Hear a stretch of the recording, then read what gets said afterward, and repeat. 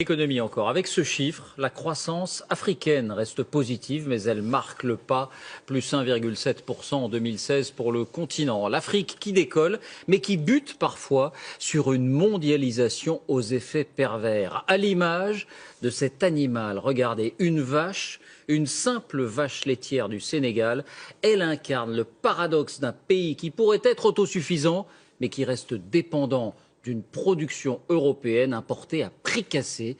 Enquête, Marc de Chalvron, Antoine Hussert, Sylvain Barral. De vastes étendues pour faire courir des troupeaux de vaches à foison. Un peuple d'éleveurs sénégalais au nombre de 200 000 et un goût prononcé pour le lait. Et pourtant, à Dakar, la capitale du pays, on ne le consomme qu'en poudre ou presque, produit à l'étranger. 90% du lait vendu au Sénégal est importé sous forme de poudre. Dans les usines de Vitalait, le plus gros producteur du pays, on ne fonctionne qu'avec ça. Exemple, ces sachets, des doses individuelles de lait en poudre, à dissoudre dans un verre d'eau. Ça, c'est l'un des produits phares, hein. Il est adoré, il a 20 ans, et vous le retrouverez un peu partout en Afrique de l'Ouest. Des bouteilles de lait de différentes tailles, du lait caillé et des yaourts en tout genre. La matière première est importée principalement d'Europe et elle arrive quotidiennement, comme cette livraison en provenance de Belgique. 25 000 tonnes arrivent chaque année. Pas de lait sénégalais dans cette usine. D'abord, ce serait déjà excessivement cher, mais par la suite, il n'y a pas encore, au niveau local, assez de lait en milieu rural à collecter et à transformer. Et pourtant, les vaches sont bien là.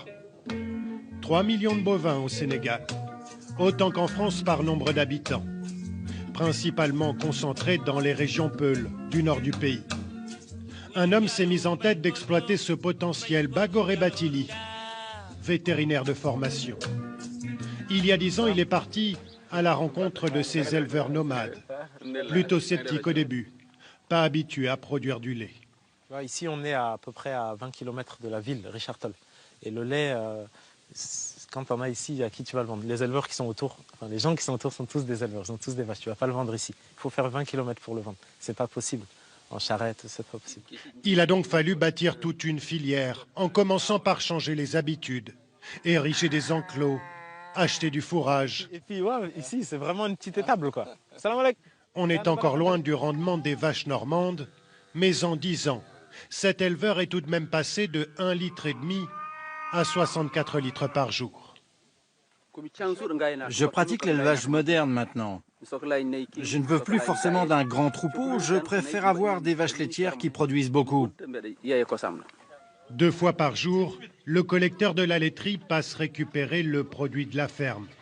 Avec son tricycle motorisé, il fait la tournée des villages. La laiterie du Berger travaille aujourd'hui avec 800 éleveurs dans un rayon de 30 km autour de la ville de Richard-Toll, là où se trouve l'usine.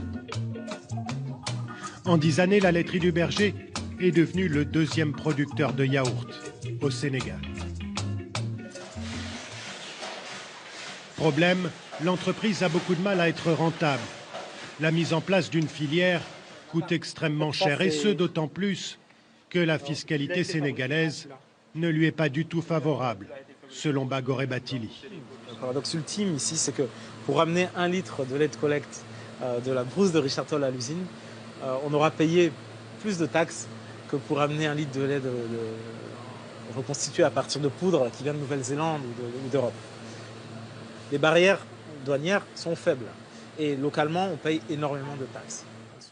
D'après les calculs de son entreprise, sur ces 2 produits similaires, Vous pouvez me dire combien ça coûte?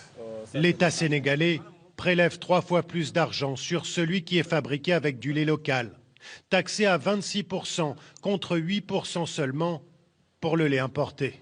C'est tout le défi pour l'État sénégalais qui, d'un côté, affiche sa volonté de soutenir ses éleveurs, mais qui, de l'autre, ne peut se permettre de trop taxer le lait importé sans prendre le risque d'augmenter le prix d'un bien essentiel à la population. Difficile dans ces conditions de faire émerger une filière locale du lait.